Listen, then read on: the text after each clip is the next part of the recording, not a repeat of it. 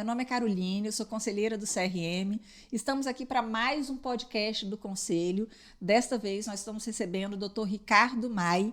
Dr. Ricardo Mai é cirurgião de cabeça e pescoço, é cirurgião lá do Hospital das Clínicas, cirurgião de cabeça e pescoço do Hospital Santa Rita, atende paciente de cabeça e pescoço tanto no SUS como no particular e é membro da Sociedade Brasileira de Cirurgia de Cabeça e Pescoço, né, doutor Ricardo? Isso mesmo, Carol. E hoje a gente está aqui para falar, com um pouquinho de antecedência, mas nós vamos falar sobre o Julho Verde.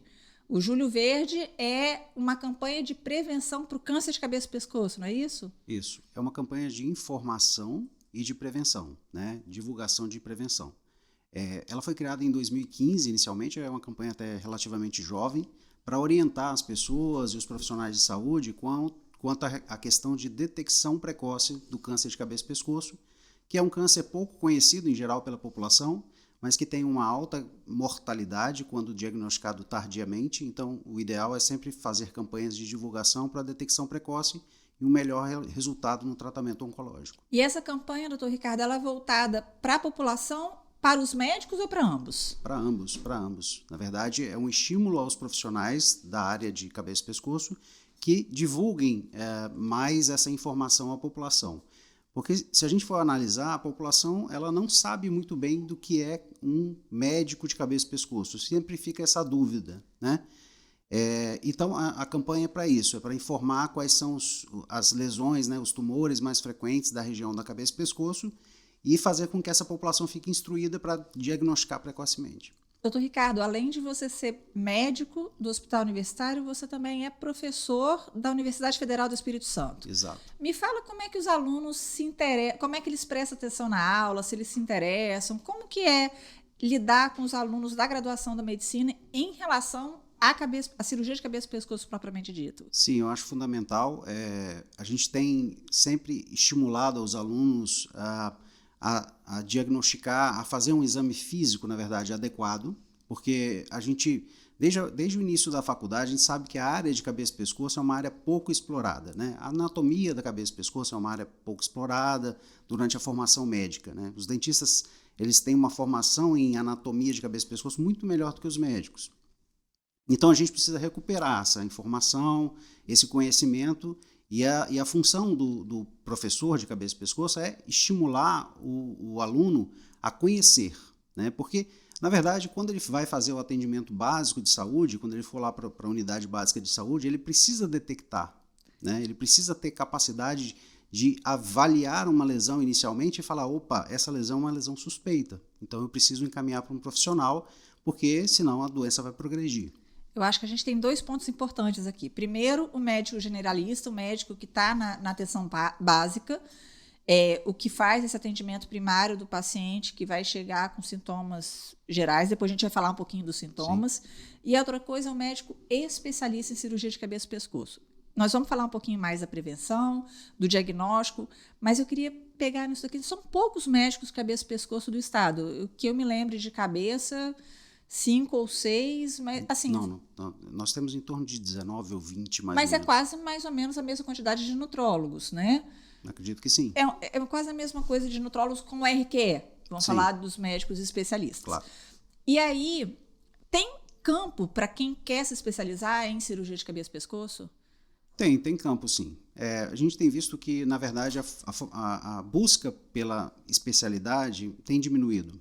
Tá? Tem sobrado vaga no Brasil inteiro de cirurgia de cabeça e pescoço. Não se sabe muito bem por que isso acontece, né? Talvez até por falta de informação, né? A gente precisa estimular mais as pessoas com relação a isso. Mas no Brasil todo tem uma distribuição regular mais para São Paulo, para o Nordeste, tem muito cirurgião de cabeça e pescoço no Nordeste. Tá? No Espírito Santo tem um número moderado. Você acha que falta esse interesse nas escolas de medicina, né? Acredito que sim. Porque os alunos tendem a acompanhar muitos médicos que eles veem como exemplo, né? Sim. Eu vejo isso, por exemplo, o Dr. Álvaro Armando Carvalho de Moraes, que uma grande referência em cirurgia geral e em nutrologia. Muitas pessoas que fizeram cirurgia geral ou nutrologia foram seguindo o Dr. Álvaro. Em relação à cirurgia de cabeça e pescoço propriamente dita, como que a gente pode fazer que os alunos se interessem? Porque A ideia que eu tenho da cabeça e pescoço é muito ligada ao paciente oncológico, mas cabeça e pescoço não trata só câncer, né? Não trata só câncer. É claro que a parte oncológica é muito forte na cirurgia de cabeça e pescoço, mas o cirurgião de cabeça e pescoço ele trata doenças benignas também, principalmente relacionadas às glândulas salivares ou até mesmo à tireoide, algumas lesões cutâneas na face e no pescoço, tá? Então são lesões de seios paranasais também. Então são lesões benignas, mas que são avaliadas A por um cirurgia de cirurgião. paratireoide, né? Até pouco De tempo atrás, a paratireoide quantidade também. de paciente que faz diálise Sim, sem e que dúvida. precisa de cirurgia de paratireoide é enorme. Sim. Essa população ela tem muita dificuldade de acesso pelo A SUS demanda é muito grande e a oferta é pequena. e a oferta é pequena, assim. E em relação à parte do diagnóstico do câncer, que é isso aqui que a gente veio falar hoje. O que eu tenho percebido, então com a pandemia do Covid, a gente que trabalha em hospital público, o que eu tenho percebido é que os pacientes estão chegando com uma fase mais avançada da doença. Sim. Então, como é que o médico que está na atenção primária, como é que ele identifica os primeiros sinais? O que ele tem que fazer para diagnosticar, para suspeitar e encaminhar para o especialista? Isso depende muito da localização da lesão, né? Mas, voltando a falar sobre máscaras, a gente sabe muito claramente, é muito claro isso para a gente, que os pacientes têm chegado num estágio mais avançado, e isso provavelmente por causa da dificuldade de acesso da população em geral ao serviço público de saúde ou até ao serviço privado suplementar de saúde, mas também por causa da pandemia, né? Por causa da dificuldade de acesso desses pacientes, né? A máscara atrapalhou muito isso. A gente tem visto pacientes com tumores de pele ou de lábio, por exemplo, bastante avançados, que não eram vistos porque estavam cobertos pela máscara. Entendi. Né? Então, assim, claro que foi uma medida extremamente necessária, né, o uso de máscara, e até hoje eu acredito que tem o seu papel, em alguns casos, mas a gente precisa informar a população que ele não precisa esconder isso com uma máscara mais, né? Ele precisa procurar a saúde, seja pública ou privada, para fazer o diagnóstico e tratar, né? Eu tenho na minha cabeça, você pode me corrigir se eu estiver errada, que o câncer de cabeça e pescoço, o câncer de boca, câncer de laringe, ele está muito relacionado com o hábito de fumar. Sim, sem dúvida. E assim, depois que foram implementadas algumas medidas que atrapalhavam o jovem de fumar, então hoje em dia, assim, você não é permitido mais fumar em local fechado, se você estiver no restaurante, você tem que sair para uma outra área, isso dificulta um pouco o acesso ao tabagismo. Pelo menos o que eu percebi foi uma diminuição do hábito de fumar, mas agora, recentemente, de pouco tempo para cá, aumentou o número de cigarro eletrônico. Exato. Qual que é essa relação com o tabagismo tradicional, com o cigarro eletrônico? O cigarro eletrônico também aumenta o risco de câncer de cabeça e pescoço? Sim, isso é uma excelente questão.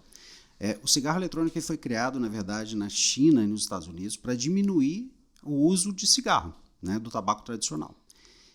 Só que o que as indústrias visualizaram nesse mercado? Colocar substâncias agradáveis no uso do cigarro eletrônico, e isso causou um grande problema de saúde pública no mundo inteiro, e no Brasil a gente sabe que o cigarro eletrônico é proibido, né? Não é liberado. É proibida a comercialização. Não pode nem vender. Não é que não pode usar, não pode nem vender. Exatamente.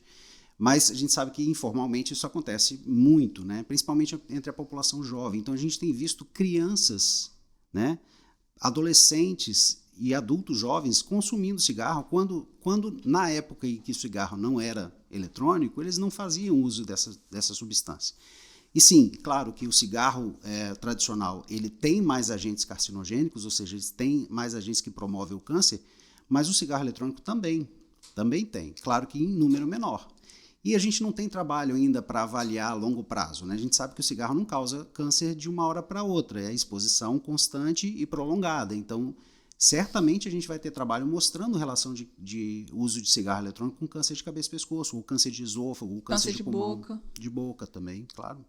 E aí vamos falar um pouquinho dos sinais e sintomas. Quando é que o médico vai suspeitar? Na minha área, lógico, disfagia, dificuldade de engolir alimentos sólidos, pastosos, emagrecimento, né, perda de peso rápida, o paciente perde peso muito rápido. Mas tem outros sinais, né? Sim. Bom, os sinais de câncer de cabeça e pescoço, em geral, eles estão associados a dois hábitos: o hábito de deglutir e o hábito de respirar. Então, a gente tem câncer de boca, por exemplo.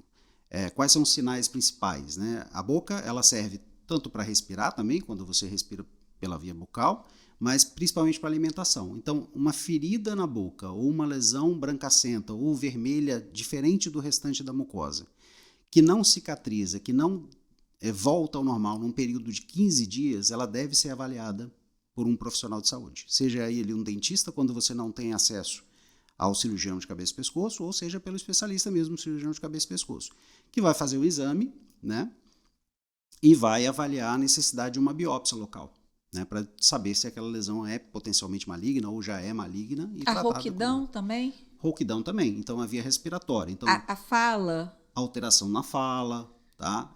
São sinais de alterações na mecânica da vocalização ou até na respiração. Então, por exemplo, quando você tem um tumor de laringe, uma lesão na laringe, o primeiro sintoma é disfonia, né? Alteração, rouquidão. E se essa rouquidão, novamente, o período de 15 dias, né, que é meio que cabalístico aí para muita coisa, se não melhora em 15 dias, esse paciente tem que fazer um exame chamado laringoscopia. Você falou 15 dias, eu lembrei disso. Quando você tem uma tumoração na região cervical, eu aprendi isso na época da faculdade, Sim. né? Que a gente observa 15 dias. Se ele regredir em 15 dias, isso é agudo, é benigno. Se não regredir, é quando eu tenho que ficar prestando atenção. Lembrei disso agora. Exatamente. Que o professor ensinava, doutor, acho que William, que deve ter explicado isso sim. na época que eu era aluna no século passado, né?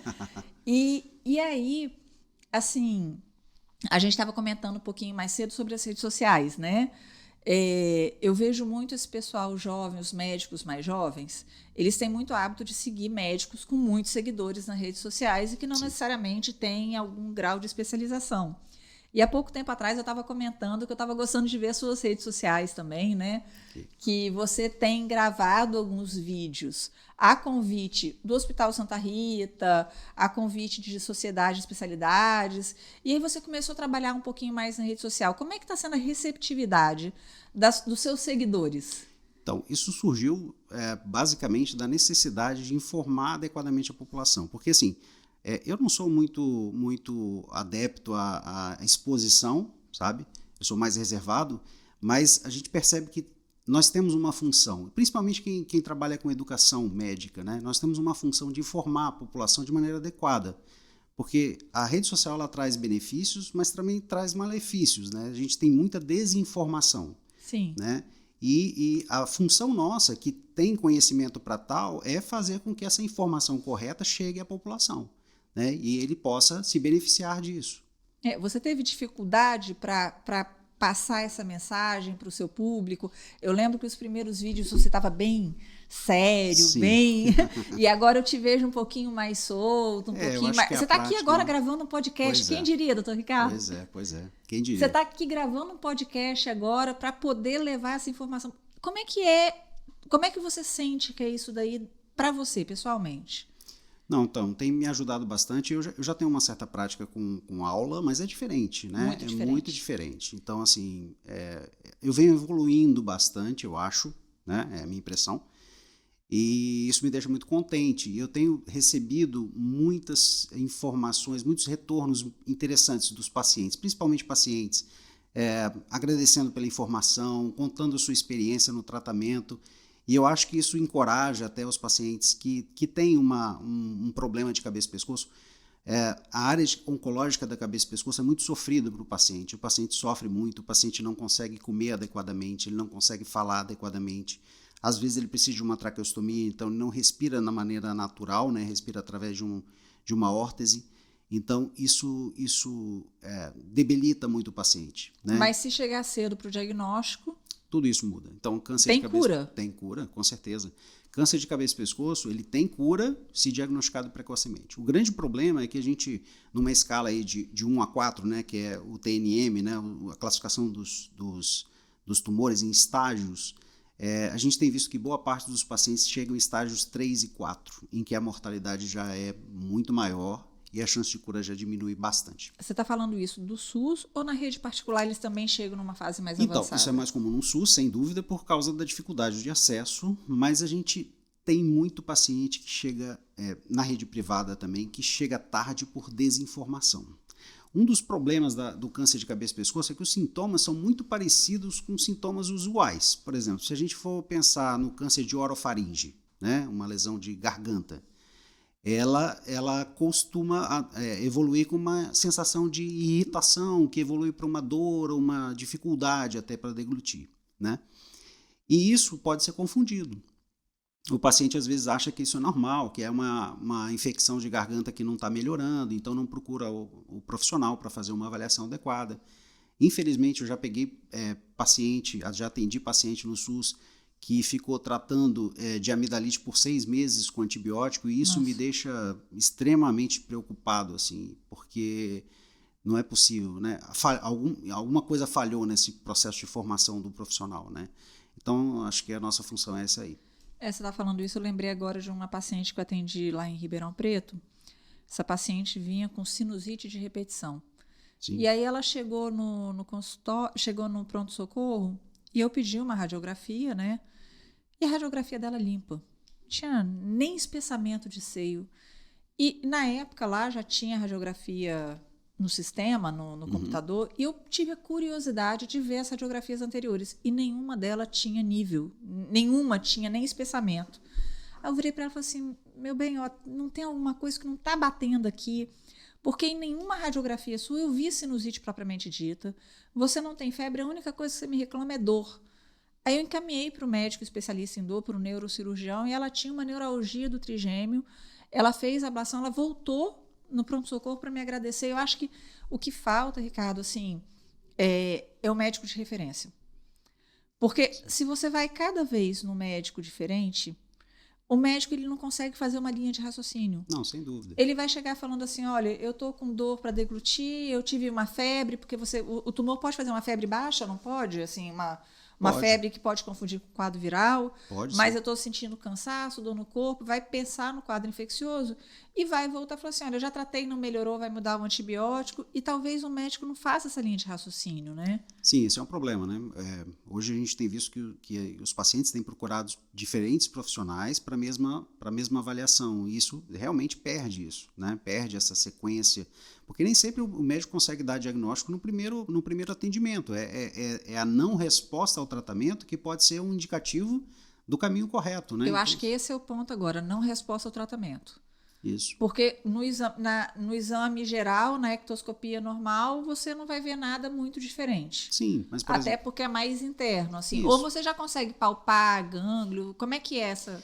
Então, a gente falou sobre as 3 vias, né, que são principais aí na cabeça e pescoço para avaliação. Então, deglutição, alteração da fala, né, fala e deglutição, respiração, e outra é nodulação, né, quando você percebe um nódulo no pescoço. Isso pode ser alguma coisa inflamatória, a gente sabe que os gânglios são sistemas de defesa que a gente tem, né, um sistema de filtragem para elaboração da defesa, né, e a gente tem muito contato com substâncias diferentes na boca, né, e isso faz com que, principalmente crianças, por exemplo, tenham muito linfonodos no pescoço, né, muitas ínguas no pescoço. E tudo bem, se isso regredir, tudo bem. 15 dias. 15 dias. 15 dias. Se não regredir, precisa ser avaliado por um profissional, né? Porque você consegue dar um diagnóstico, por exemplo, de um linfoma, né? Que é um tumor que também acomete muito a área de cabeça e pescoço, de maneira precoce. Ou se você examinou um pescoço e viu um linfonodo numa faixa etária que não deveria ter, né? Por exemplo, um idoso que começou com uma linfonodomegalia, começou com um linfonodo aumentado de tamanho. Você vai pensar que ele possa ter alguma coisa neoplásica na boca, algum tumor na boca ou na garganta, que seja, né? E inspeção da boca é fundamental, né? Sim. Estava falando que eu tenho uma dificuldade com os meus alunos, com os residentes, para ver se os dentes estão completos na boca, como é que está o estado de conservação, se tem cárie. Como é que você chama atenção para os alunos, para os médicos e para a população? Então, com que frequência ele tem que procurar um dentista, fazer um exame de boca bem feito, avaliar a língua? Não, sem dúvida. Então, uma das questões que eu sempre coloco na prova, e todo aluno que vem comigo, né, que passa comigo, sabe que vai cair e precisa aprender. Você já avisa, vai cair na prova para o aluno prestar atenção. Exame da boca. Então, assim, a gente teve no Espírito Santo, Carol, há um tempo atrás, na década de 80, uma situação inusitada. Assim, a gente teve uma campanha muito forte de prevenção de câncer de boca, E o Espírito Santo foi o estado brasileiro que tinha a maior taxa de detecção precoce Que do legal. Brasil. Isso é tá? muito bom. Muito bom. Mas isso caiu. Hoje nós estamos basicamente parecidos com a população, com o geral, Brasil. Né? E a gente precisa estimular isso. Isso foi feito pelo Podestá, que é um pioneiro aqui da cabeça e pescoço, e de informação de profissionais, principalmente de dentistas, no interior do estado, né? Também na capital, para detecção precoce de câncer de boca. Isso mudou totalmente a história do tratamento de câncer de boca, pelo menos de maneira temporária no Espírito Santo. Né? A gente viu que aumentou bastante. Essa campanha está sendo retomada, né, pelos profissionais que trabalham no Hospital Santa Rita, alguns profissionais, e junto ao governo do estado, para que a gente possa informar, então, voltar a formar melhor esses profissionais de saúde, sejam dentistas, sejam médicos generalistas mesmo, né, e para que eles possam suspeitar. Eu acho que o generalista ele não precisa diagnosticar, ele tem que suspeitar. E tudo bem suspeitar errado. Tudo bem, com Tudo bem certeza. suspeitar errado. Você não precisa acertar o diagnóstico. Com certeza. Mas deixa o especialista avaliar, né? Com certeza, porque aí vai conseguir tratar, né? Vai ter chance de cura muito boa. Eu estava falando de fator de risco que está associado com tabagismo. Higiene bucal, tratamento dentário, cárie, canal, também tem relação com câncer de boca? Assim, eu lembro que era o hábito de mascar no interior, né? Fumo, né? Fumo, Então, assim, os principais... Tem algum alimento que tenha relação? Fala um pouquinho mais sobre isso. Vamos falar sobre isso. Na verdade, vamos falar um pouquinho sobre câncer de trato aerodigestivo superior, né? Boca e laringe e faringe, que os principais agentes são tabagismo, sem dúvida é o principal agente, tá? O hábito de fumar. O etilismo, que quando associado ao tabagismo aumenta em 30 vezes o potencial tanto o destilado como fermentado, qualquer tipo de álcool. É o etanol? É o etanol, mas principalmente destilado, tá? Principalmente destilado, talvez pela alta concentração, né? Mas qualquer tipo de álcool deve ser evitado, né? Claro que ingerir uma pequena quantidade de bebida alcoólica ocasionalmente, isso não é fator para aparecimento de câncer. Mas o hábito de ingerir bebida alcoólica em grande frequência, em grande quantidade, sim. E ele permeabiliza a célula aos agentes carcinogênicos do cigarro. A mesma coisa acontece com má higiene oral. A má higiene oral facilita a proliferação de algumas bactérias na região da gengiva que também permeia essas células a ser expostas, né, a ter mutações que vão gerar o tumor. Então, de certa forma, você ir no dentista regularmente, sim. Cuidar dos seus dentes, o ideal é cárie. cada 6 meses fazer uma avaliação odontológica.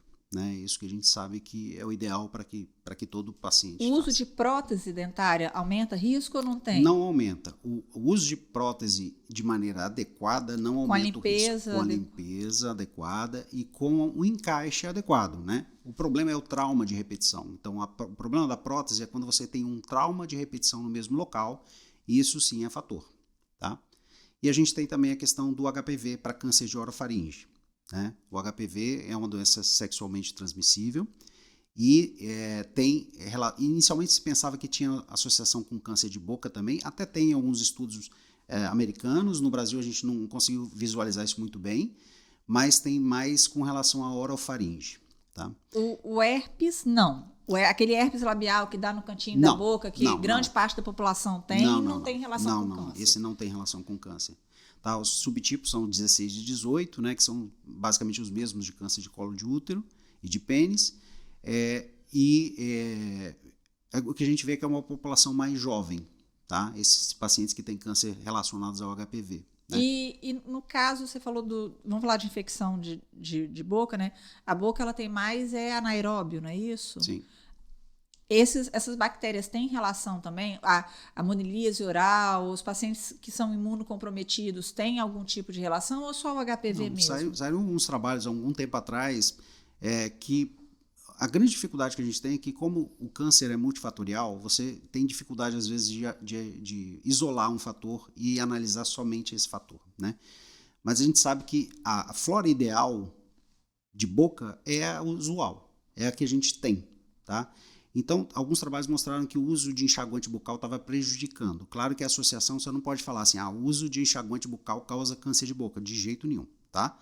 Mas o uso frequente faz com que haja uma mudança na flora bacteriana da boca, e isso sim, associado a outros fatores, pode ser causa de câncer de boca também. Nossa, que interessante. E aí, eu estou lembrando de fake news, assim, é um assunto que eu gosto muito de estudar, fake news. Dentro da minha área, a gente ouve as coisas mais, eu falo que são curiosas possíveis. Imagino. Mas aí você estava falando de boca. O que você já viu? Eu falei de alimentação, né?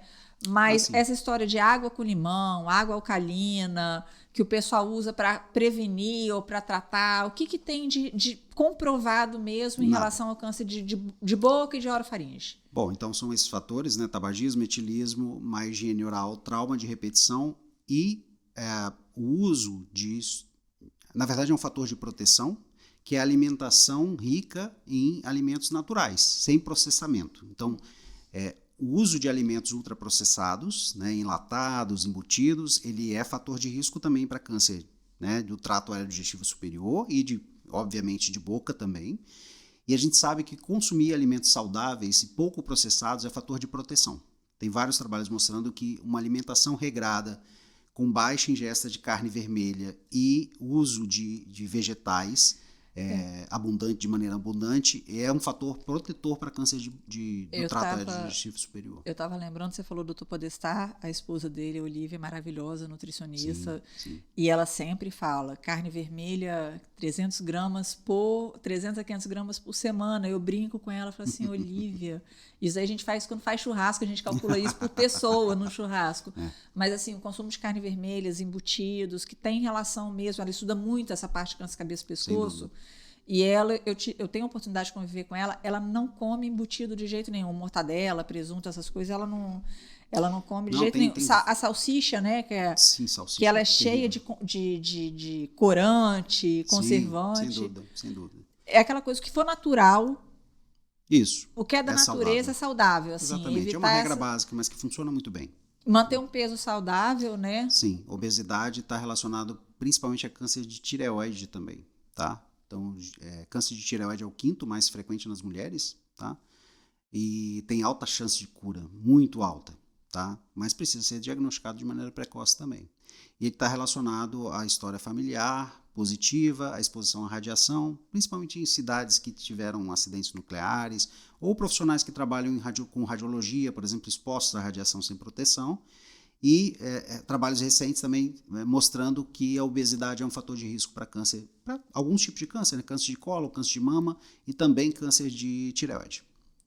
Você falou da obesidade e eu lembro que também eu vi um trabalho recente que fala que a atividade física também protege. Sim, é fator protetor, é um fator protetor para o câncer, e quando o paciente tem câncer, que está em tratamento oncológico, tanto na químio, na rádio, cirúrgico, aqueles que praticam atividade física têm uma sobrevida maior, né? Sim, sem dúvida. Sem dúvida, é um fator muito importante de proteção. São hábitos de vida saudável. Exato. É se alimentar bem, consumir álcool com moderação, evitar embutidos enlatados, manter um peso saudável, porque tanto a obesidade é um fator de risco, a desnutrição também ele prejudica para o tratamento, né? Sem dúvida, sem dúvida. A desnutrição, você citou a Olivia fala que boa parte dos pacientes morre de fome, né? Porque não conseguem comer adequadamente e eles desnutrem, ficam sarcopênicos e fica muito difícil responder a qualquer tipo de tratamento oncológico, né?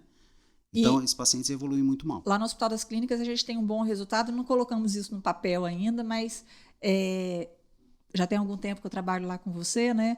Que a gente começou a melhorar o estado nutricional desses pacientes no pré-operatório. Os pacientes internam muito desidratados, principalmente, muito desnutridos. E a gente interna o paciente, melhora o estado nutricional dele e faz a cirurgia. E eu tenho visto bons resultados, pelo menos no pós-operatório imediato. O paciente consegue chegar para fazer o tratamento, né? Sem dúvida, assim, um bom status nutricional já é uma grande coisa, né? Já é um grande avanço na possibilidade de um bom tratamento, de uma boa resposta ao tratamento, né? E cirurgia, por exemplo, num paciente que tem um status nutricional ruim, você aumenta muito o risco de complicação, né? Muito, muito, sem dúvida. E vocês conseguem conversar isso com o paciente na consulta? Como é que fica o atendimento no consultório? Assim, já chegou, já vai para cirurgia direto? Risco cirúrgico, que às vezes eles demoram para conseguir fazer. Como é que chega para vocês no ambulatório? Ou chega direto no hospital? Esses pacientes que já vêm com diagnóstico, eles vão para o ambulatório antes ou já vêm direto para o hospital para Não, operar? eles vão para o ambulatório antes, né, para fazer uma avaliação, normalmente encaminhados por colegas profissionais, e a gente faz essa avaliação e uma vez que suspeita de câncer, a gente faz uma avaliação do estadiamento, né, em que situação se encontra isso, para propor um tipo de tratamento para ele, né? E o ideal é que a gente faça o encaminhamento para esse paciente para avaliação odontológica, porque muitas vezes ele vai ser submetido a uma radioterapia, por exemplo, e se ele tiver um status de dentição muito ruim, o índice de complicações como a necrose da mandíbula é muito alto, tá? A gente também deve encaminhar esse paciente... E aí faz a extração do dente antes? Antes. E a gente também encaminha para nutrição, porque esse paciente tem que ter um suporte nutricional durante o tratamento, quer dizer, ele já tem uma dificuldade, quando ele iniciar o tratamento ele vai ter mucosite, vai piorar muito a situação, então se ele não está conseguindo se alimentar adequadamente naquele momento, quando ele iniciar o tratamento ele vai piorar, vai agravar essa situação. Então a gente tem que detectar isso precocemente, identificar, encaminhar, e o nutricionista ou o nutrólogo vai fazer uma avaliação desse paciente e indicar alguma forma de alimentação, seja de forma enteral, seja por sonda nasoentérica, quando é em período mais curto, ou seja pela gastrostomia mesmo, né? E você falou em relação à procura de médicos para fazer residência de cabeça e pescoço tem caído, né? Tem diminuído. Aqui no Espírito Santo não tem residência. Não tem. Já teve, mas não tem mais. No geral, as residências são nos grandes centros. São Paulo, Rio, Belo Horizonte, Curitiba. São basicamente o que tem hoje de residência. E aonde você fez, nesses serviços de referências, você acha que o atendimento que a gente faz aqui no estado, no Espírito Santo, ele é muito diferente dos grandes centros? Assim, falta alguma coisa que você acha assim, olha, isso daí poderia melhorar o atendimento, ou a gente presta um atendimento de qualidade? Sim, então, eu fiz residência no INCA, né, que é o modelo, né, de referência no Brasil inteiro para todos os protocolos oncológicos do Brasil. E o que eu estou te falando, assim, é que a gente fazia dessa forma. Então, o paciente, ele, quando consultava, ele já era encaminhado para todos os profissionais, inclusive psicólogos, porque é um tratamento que, às vezes, é muito agressivo, tem sequelas, né, no seu tratamento, dependendo da fase. E esse paciente precisa de apoio psicológico também, né? Precisa de fisioterapia. Então, assim, claro que a equipe multiprofissional, interdisciplinar, é fundamental no sucesso do tratamento do paciente, né? Não vou te dizer que é igual, mas a gente chega bem perto em alguns centros. Por exemplo, o Hospital Santa Rita, a gente consegue fazer muito bem e reproduzir quase que perfeitamente tudo isso. Aqui no estado, tratando cabeça e pescoço, a gente tem o Santa Rita, o Evangélico... O Hospital das Clínicas e a Santa Casa. Na Grande Vitória. Na Grande Vitória. No interior tem... No interior a gente tem o Evangélico de Cachoeiro. O Evangélico de Cachoeiro e temos o hospital... Em Colatina temos um centro também, que eu não lembro qual dos dois hospitais. Então, assim, é coberto, sim, de alguma forma o paciente... Sim, a região norte, a região sul e a região metropolitana. Me fala um pouco mais sobre a formação. Para fazer cirurgia de cabeça e pescoço, você precisa fazer primeiro... cirurgia geral e depois cabeça e pescoço, ou é acesso direto? Não. Tem que fazer cirurgia geral antes, né? A gente tem... A maioria dos centros brasileiros são de 2 anos de formação em cirurgia de cabeça e pescoço. Eu fiz residência no INCA são 3 anos de formação. Então, você faz a formação em cirurgião geral e depois tem que fazer a formação em cirurgia de cabeça e pescoço. Durante a formação, a gente tem contato com doenças benignas e malignas, né? E eu costumo dizer que o cirurgião de cabeça e pescoço ele é quase que um cirurgião oncológico. A formação oncológica é muito boa, assim, a gente aprende muito de oncologia, mas fica numa área mais restrita, né, que é a área da cabeça e do pescoço. Mas a gente falou da oncologia, mas trata também doença benigna, né? Trata também doença benigna. As tireoidectomias... Sim. A gente trata doenças benignas da tireoide. Existem indicações cirúrgicas para doenças benignas da tireoide, né? Principalmente os bócios, né, que são os aumentos da glândula tireoide. E isso, com o tempo, pode comprimir a via aérea ou a via digestiva, atrapalhando a vida do paciente. Então, esses pacientes têm indicação, sim, de tratamento cirúrgico, é uma doença benigna, e o cirurgião apto a fazer isso é o cirurgião de cabeça e pescoço. Eu não estou lembrando, acho que foi aquele cantor, acho que o Leonardo, que teve um calo de corda vocal, que foi um tumor. Tem isso também, né? Às Foi vezes o Zezé de Camargo. foi um dos sertanejos, eu não vou lembrar quem foi. Mas ele teve uma lesão em corda vocal que ele achava era uma que lesão benigna, na verdade, né? É um cisto. Isso é comum em cantores. Mas às vezes. O presidente Lula agora também teve um tumor de cabeça e pescoço, Isso, né? ele teve um câncer de laringe. Eu estou falando assim, dos casos mais conhecidos, né? Sim, ele teve câncer de laringe em estágio 2 para 3 e fez um tratamento que foi bem sucedido. Né? Não, acho que todo mundo acompanha aí, Isso. vê essa parte dele de que agora está na presidência, mas que ele foi... Inclusive as fake news, né? Que tem muita informação que rola. Eu acho que isso daí é importante do ponto de vista ético. Sim, a gente dúvida. tomar cuidado com a disseminação de informação, né? Sem dúvida. Tem muita gente que conhece alguém que tratou um famoso. Sem dúvida. E aí daí vira uma bola de neve e você começa, além das informações que são públicas, essas informações que eu estou te falando são públicas, Sim. Mas toda vez tem, olha, fulano de tal tratou ele não sei aonde, me falou que voltou, que tem 6 meses de vida. Infelizmente isso é muito comum. Né? Isso é muito ruim para todo paciente, muito ruim, né? Muito ruim, sem dúvida, sem dúvida. Eu acho que independente... A desinformação, né? É uma desinformação. Isso prejudica até as pessoas que estão passando por esse problema procurar o médico também, né? Com certeza, com certeza.